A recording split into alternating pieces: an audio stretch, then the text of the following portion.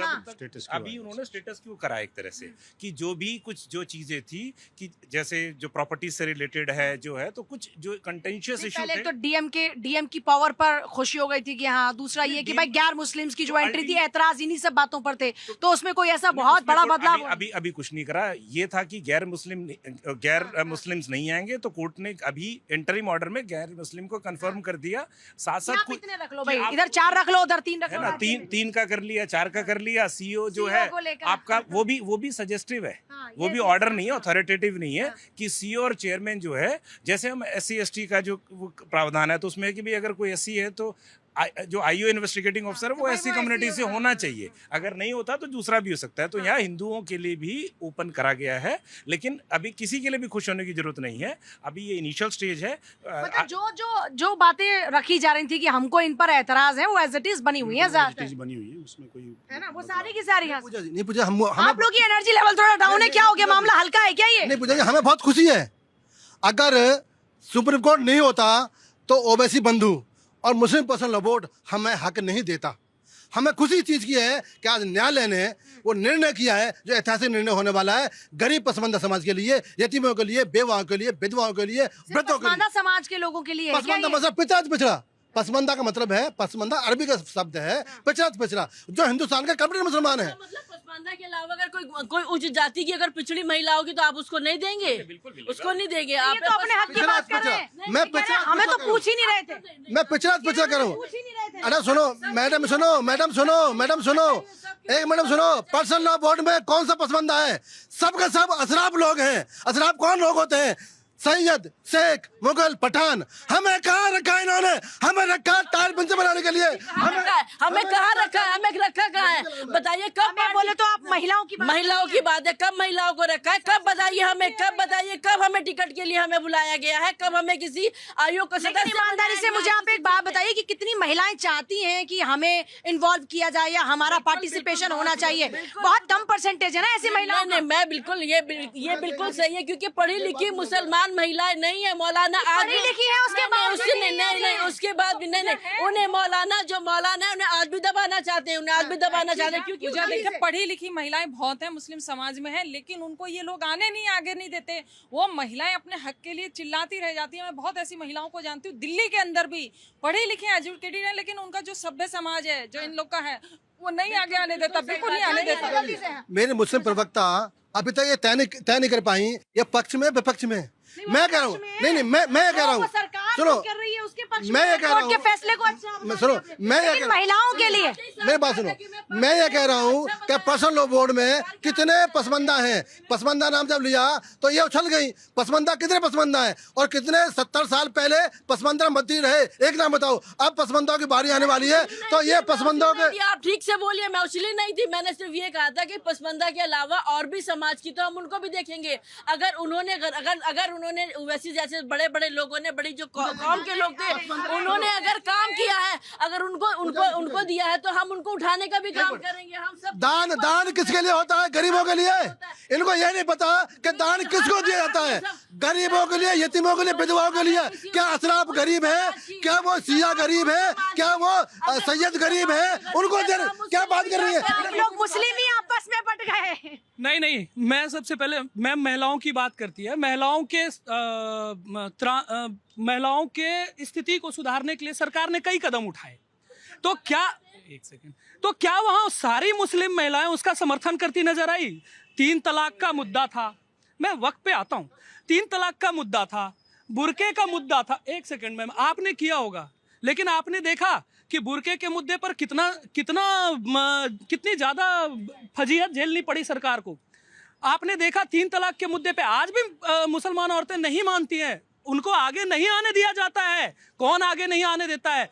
जो मौलाना कौन होते हैं, उलेमा कौन होते हैं, जो आपके यहाँ आपकी मस्जिदों में बैठ के ऐलान करते हैं, फतवा जारी करते हैं। एक सेकेंड, तो ऐसे लोगों का विरोध कीजिए। मैं आपको भी कह रहा हूं मैम, ऐसे लोगों का विरोध कीजिए। आप लोग उठ के आगे आइए, आप उनके अगवा बनिए। आप उनको बताइए कि ये वक्फ बोर्ड ने जो सारी संपत्ति हथिया के रखी है ये उनका नहीं है, ये यतीमों का है, ये जो विधवाएं हैं उनका है, आपके हक का है। यहाँ कोई हिंदू लेने नहीं जा रहा उसको। आप ही के पास बटनी है। आप, हम तो ये कहते हैं कि आप गरीबों को दो। तुम मलाई क्यों खा रहे हो? तुमने वहां कारखाना क्यों खोल रखा है? तुमने वहां दुकान खोल के उसका रेंट क्यों खा रहे हो? दोनों गरीबों को हॉस्पिटल पर्पस तो वही था ना। पहले तो बता रहे हैं 57 मुस्लिम कंट्री है, कहीं भी वक्त कानून का कहीं भी प्रावधान नहीं है। उसके बाद जो हम लोग संविधान बना क्या नहीं है? वक्त बिल का प्रावधान कोई कहीं भी किसी का भी संविधान में नहीं है। जो हमारे यहाँ संविधान जो तैयार हुआ था 26 नवंबर 1949 को, उसमें वक्त बिल वक्त कानून का कोई उस चर्चा का क्या औचित्य रह गया फिलहाल? और उसमें जो जब कानून वक्त बिल कानून कब बना 1954 में, फिर उस लागू कब गया 1995 में, और 2013 में तो उसमें आग लगा दिया गया।